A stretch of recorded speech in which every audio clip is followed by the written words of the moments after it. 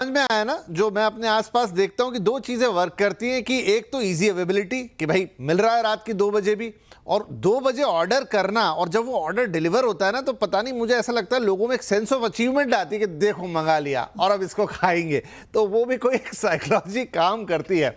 अच्छा संजीव सर, एक कमाल की चीज मुझे और लगी, बिरयानी में ऐसा क्या है ये साल दर साल इसको कोई हिला नहीं पा रहा है, यही नंबर 1 पे रहती है। और देखिए इस साल भी 8.5 करोड़ से ज्यादा ऑर्डर बिरयानी के हुए, नंबर 2 पे डोसा जो कि कहां है सिर्फ 2 करोड़ पे।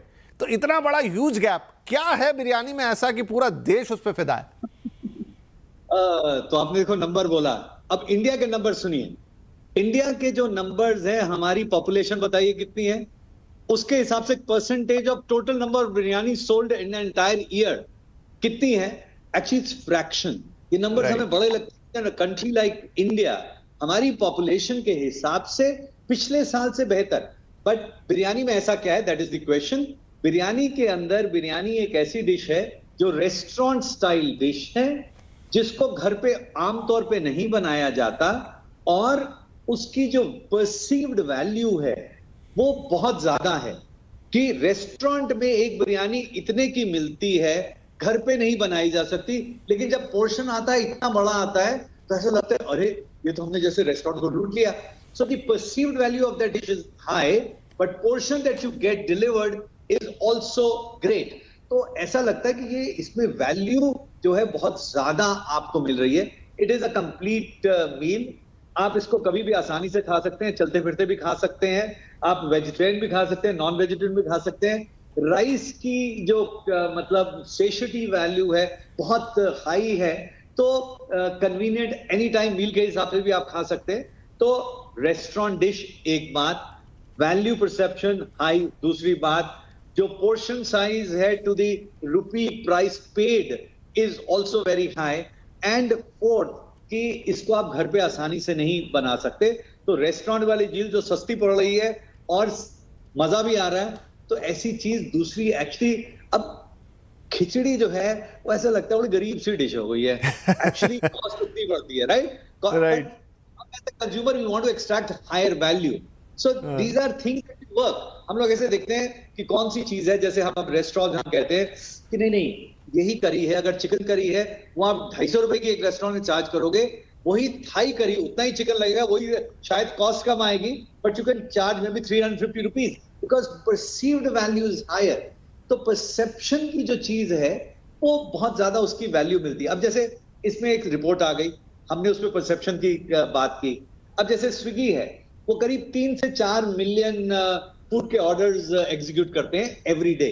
कितने हो गए? 30 से 40 लाख। नंबर बहुत बड़ा लगता है, लेकिन अगर मैं देखूं कि कितनी पॉपुलेशन का परसेंटेज है, राइट, बहुत कम है। मतलब मैं आपको एक नंबर बताता हूं, हम अक्षय पात्रा में मिड डे मील एग्जीक्यूट करते हैं, और अक्षय पात्रा हर रोज करीब 25 लाख बच्चों को हर रोज खाना खिलाते हैं, और स्विगी करीब 30 से 40 लाख, राइट? नाउ 25 लाख अगर है, बहुत ज्यादा नंबर लगता है, बट 11 करोड़ बच्चों को भारत सरकार हर रोज मिड डे मील में खाना खिलाती है। तो एक्चुअली 2% भी नहीं कर रहे। Same is the case here. When we see these reports, they show interesting trends, but reality not the real picture. Right जी। तो एक और पिक्चर, अब आई डोंट नो कितनी रियल कितनी सही, लेकिन रिद्धिमा, तो हमने देखा कि लेट नाइट क्रेविंग्स बढ़ रही है और उसमें भी पिज्जा और कोल्ड ड्रिंक्स आ रहे हैं, लेकिन दूसरी तरफ ही रिपोर्ट ये भी कहती है कि हेल्दी फूड के ऑर्डर पहले के मुकाबले करीब 2.5 गुना तक बढ़े हैं। लोग अब देखते हैं वहाँ पर कि प्रोटीन कितना है, या मैं थोड़ी सी हेल्दी डिश मंगाऊं, और उसमें low calorie food, low sugar levels वगैरह भी देख रहे हैं। सुनने के लिए तो बात अच्छी लगती है। मैंने एक वक्त वो भी देखा है जब बहुत सारे हेल्दी फूड रेस्टोरेंट रातों रात बंद हो गए, लाखों का नुकसान हो गया। अभी भी कोई जाके हेल्दी फूड खाना नहीं चाहता बाजार में। बट अगर ये ट्रेंड दिख रहा है तो व्हाट इज इट शोइंग कि एक तरफ तो हम पिज्जा बर्गर आधी रात खा रहे हैं, लेकिन दूसरी तरफ ऐसे लोग भी हैं जो थोड़ा हेल्दी खाना चाहते हैं।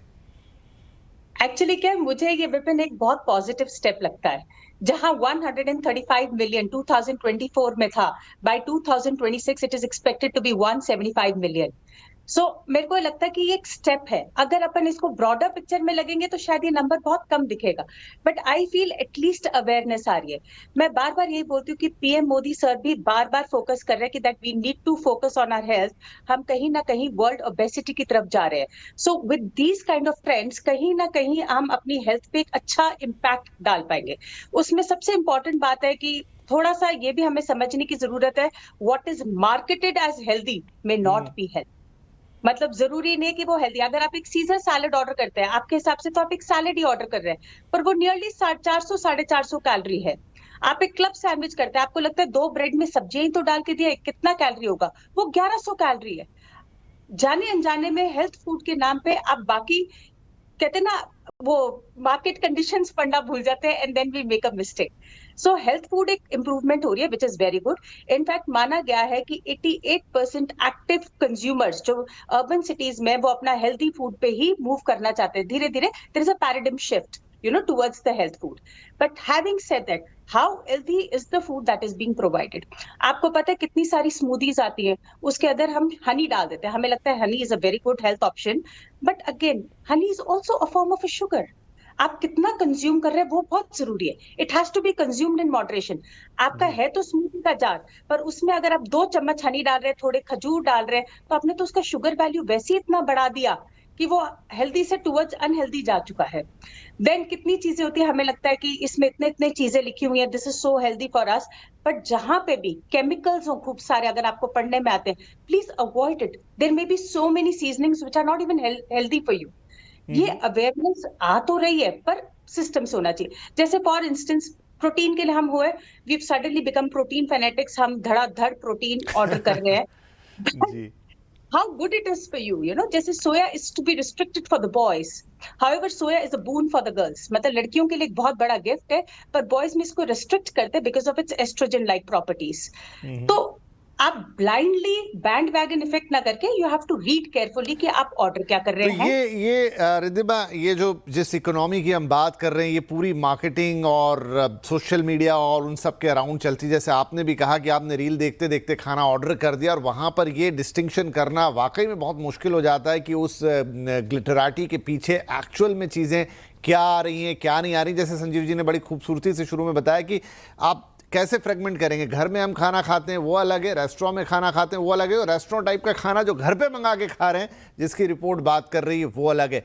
चलिए कुछ और ट्रेंड्स पे बात कर लेते हैं। संजीव सर, इसमें अब ये मेरा पर्सनल अनुभव भी और बहुत सारे लोगों का भी कि आपकी ज़ुबान पे जो स्वाद होता है वो आपको कई तरह के स्वाद अच्छे लगते हैं, लेकिन बहुत ही अटपटा स्वाद आपको खिला दिया जाए तो इतनी इजीली अडेप्टेबल नहीं होता। लेकिन रिपोर्ट कह रही है कि अब जो भारतीय हैं वो कोरियन, वियतनामी फूड, मैक्सिकन, जापानीज, फ्रेंच, ये सब ऑर्डर्स कई गुना, 17 गुना, 6 गुना, 5 गुना, 10 गुना बढ़े। चाइनीज़ जो एक बहुत ही कॉमन सा हो गया है वो अब पीछे रह गया, आखिरी पायदान पे है, लेकिन अब इंडियन एक्सपेरिमेंट कर रहे हैं कि हमें कुछ अलग अलग खिलाइए। बिल्कुल। देखिए, ये जाहिर सी बात है, चीजें बढ़ेंगी, और जब हम इतने गुना की बात करते हैं ना, बेस बहुत छोटा है इन सब चीजों, बहुत छोटा सा बेस है, और उस पे 1 गुना, 2 गुना, 10 गुना, 100 right, again it's a mathematical gimmick. हाँ, तो ये है। लेकिन इसके अंदर जो सबसे इंपॉर्टेंट चीज ये है कि are people trying new taste? Yes, जो यंगर जनरेशन है they want to try, travel करते हैं, नई चीजें से एक्सप्लोर करने की उनमें चाह है, और थोड़ा प्रेशर भी होता है कि हमें पता होना चाहिए, हमें दिखना चाहिए, शायद हमें पसंद आए ना आए।